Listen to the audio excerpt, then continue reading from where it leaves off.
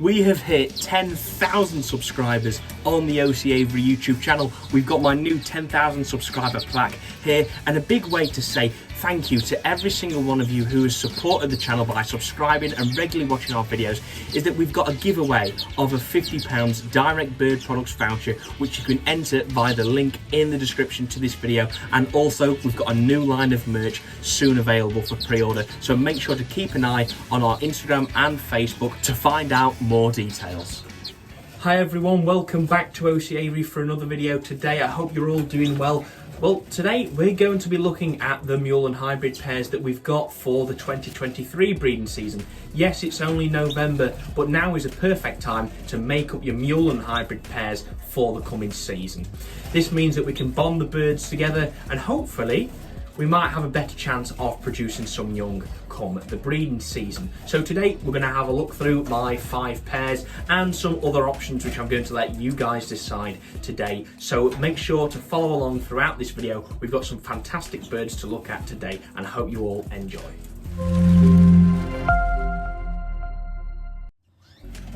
It's worth mentioning that the mule and hybrid pairs that you're going to see today we are housing in some single breeding cages. We have got some double breeders here, we've put the dividers in, so they are going to be housed in slightly smaller cages than you of course you would expect to breed them in, but this is purposeful, and the reason is that we want the birds to get to know each other, we want to get them to bond with each other.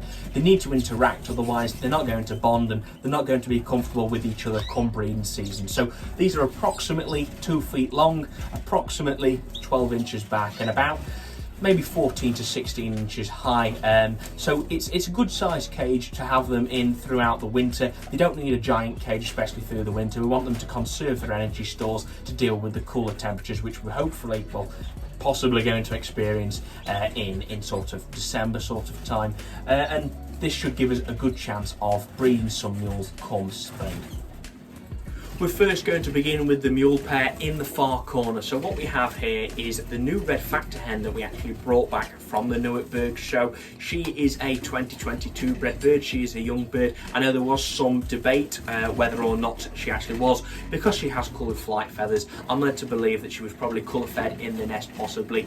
I'm not too sure. I'm afraid I don't have the actual contact details for the breeder, so I can't find out. But either way, I'm pretty confident it's a hen, and it is a lovely bird anyway. It's an intensive feathered, so always ideal for mules, and she is with a cock linnet who we also brought back from the Newark bird show. Those of you who saw the last episode where we brought back some new birds will know that we brought back 4 pairs of linnets, and we had a spare cock bird anyway, so one of the cock birds that I've chosen is this particular cock bird, and he's in with the red factor hen. Now these should hopefully make some very nice mules. The canary, being an intensive feathered bird, will hopefully give us some yellow mules, and the Coston linnet I believe is also a yellow intensive feathered bird. Hopefully very good coloured mules indeed. Now part of the reason for using a red factor here is that the red gene is obviously in the canary, so by combining it with the linnet that is essentially a red bird, even though they don't particularly show it much in captivity, is that some mules should be very good coloured, very bright colours, and hopefully do alright on the show bench for us and actually just look quite nice in general, which is what we're of course going for with this particular pair. So that's something to look forward to, is a linnet cock with a red factor hen. Mule pair number 2 is here. Now you may recognise this hen. This is the Norwich hen that we've had over the past 2 or 3 seasons. Now she is getting a little bit older. She bred some straight Norwich for us this past season, and she's generally a really nice bird, I think. Anyway, she's intensive feathered, which is always a bonus. That's always something that we're going to be looking for when we're doing mules and hybrids and breeding birds like this. And she is with a young twite cock. Now, you might be wondering why we're not trying to breed the twite straight. They are rather unusual anyway, as both a wild bird in at least the UK. They are very unusual, and in captivity they are very hard to find. And then the reason actually being is that I can't get hold of a hen.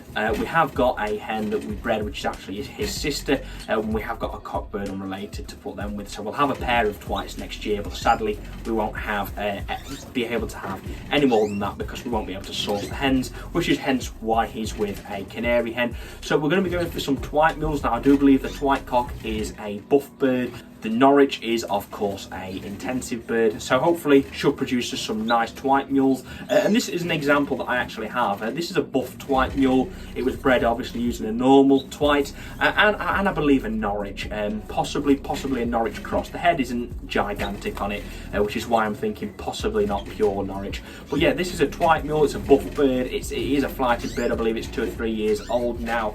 I've had him a year and he is a nice bird. So just to give you an example of what this may look like, and hopefully we will produce some youngsters off this pair, that would be very nice. And I may even try to run a Norwich cock over the Norwich hen prior to trying her with the twite cock come the breeding season.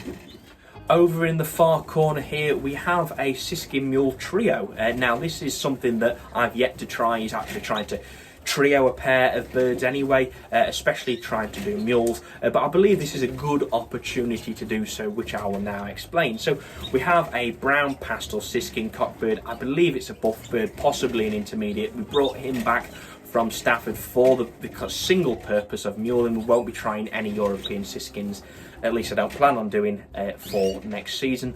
And we have him in with 2 canary hens. We have a black-eyed yellow dimorphic hen who was actually flying around at Stafford, did happen to land on a guy's head who we then, we brought her back. I couldn't locate the owner, so the yellow dimorphic hen has come back here. So she will be bred with the brown pastel Siskin cock, and there's also a clear cinnamon Fife cross bird in there. It's a red-eyed clear cinnamon and it's a yellow intensive bird, so it's a lovely hen, and we bred her 2 years ago, or maybe last season, not the season just gone. We didn't breed anything off her this side of the year, but hopefully something next year with her being then a flighted and mature bird.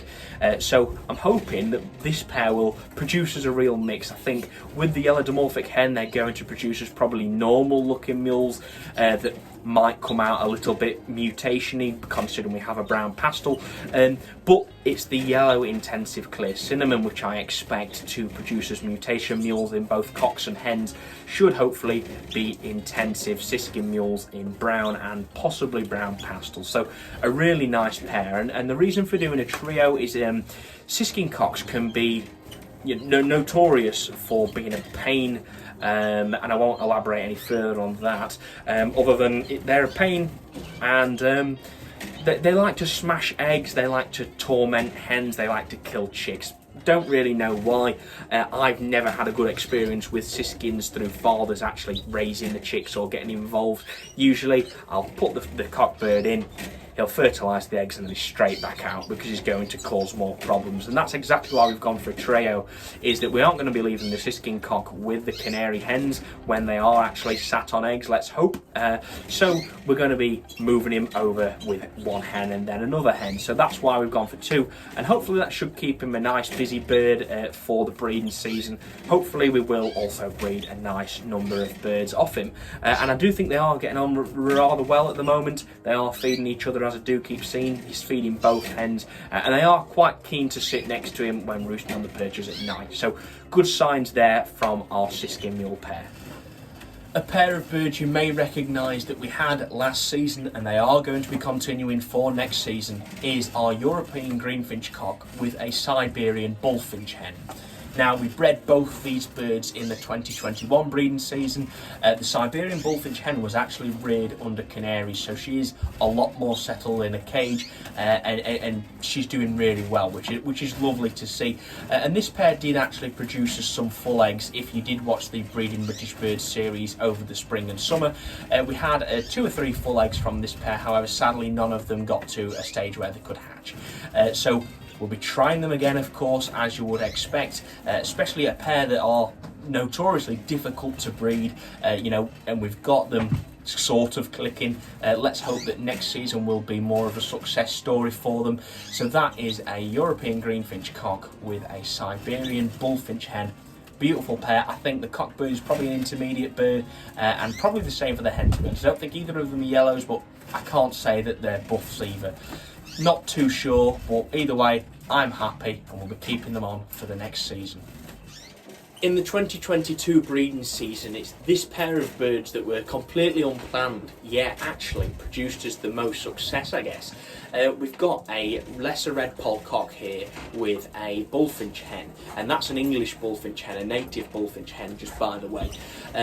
So much smaller bird than their Siberian cousins, and will hopefully suit the RedPoult better. Now, this pair were put together in about April or May time of this year, which is later than I would be wanting to do. However, the bullfinch hen didn't particularly get on well with the Norwich cock she was in with, so needed a different mate. We had a spare RedPoult cock, who was this bird, who we put with the native bully hen. On their first round, they produced us 2 full eggs, neither of which did make it to hatching, and then continued throughout the season to produce us the odd full egg.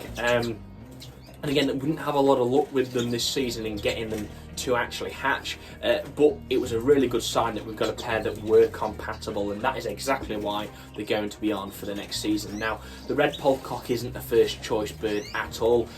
He's not of quality for what I'd be wanting to really breed off, but because I've got a pair that click, I can't help but choose them and keep them on, because it's too much of a loss if we did try and switch it round and never get a full egg. So we're going to keep this pair on. As you can see, the RedPoult cock wasn't colour fed, so that is why he's yellow and not red as it says in the name.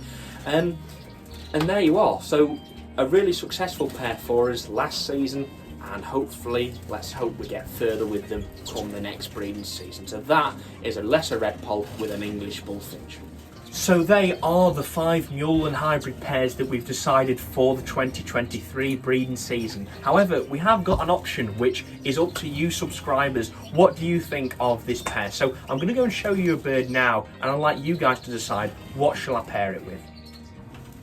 In the flight just here next to the camera, we have a 2-barred crossbill, cross-parrot crossbill. Now, this is a fertile hybrid between 2 crossbill species. Now, I don't recommend at all ever crossbreeding species that can produce fertile hybrids, whether it be RedPoults, whether it be crossbills, whether it be bullfinches. Don't do it, but we have got one, and it's a hen. We brought it in the summer. We colour fed it just out of interest to see what it looked like, and I think it looks superb. Now, she won't be being bred with a crossbill cock, so she needs a partner, and this is what I've left to you guys, as I'd like to see your thoughts. What shall we pair her with? Well, we've got multiple options. I was thinking we can go greenfinch, which I think she might get on particularly well with. We've got a Norwich cock. Do we try a 2-barred crossbill mule? Well, crossbill mules are always beautiful, so why not try it with the 2-barred? We could see what happens there. Or we could even try a bit of something else. So do we go a young RedPoult that we've bred this year? Do we go for RedPoult crossbill like those that we have now? Obviously they're just 2-barred, so they will have more white streaks in the wings, I guess. Do we go something else completely different? Do we try a goldfinch? I'll have to try and source a goldfinch, but we could try that. So it's really up to you guys. I want you to let me know in the comments section below, what shall we pair her with? A 2-barred cross-parrot crossbill hen. She needs a mate, so what cockbird will she be paired with in the 2023 breeding season? So there you are, guys. They are our 5 British bird and canary, mule and hybrid pairs for the 2023 breeding season. So let me know your thoughts in the comment section of this video below, and what should we pair the 2-barred crossbill hen with? Interested to know your thoughts and what you guys think of that. Now, like I said earlier, huge thank you again for 10,000 subscribers, of course. So we've got our 10,000 subscriber plaque here, and if you do want to enter the giveaway for the £50 direct bird products voucher, make sure to visit the link in the description to enter the giveaway there. And of course, we've got the new merch coming for pre-order very, very soon, so keep your eyes on our social media for more details. Now, if you have enjoyed today's video and you would like to see more from OC Avery, make sure to subscribe down below so you don't miss any more future content. And if you have enjoyed today's video, make sure to smash a like on it as well. Thank you very much for watching, and I'll see you in the next one.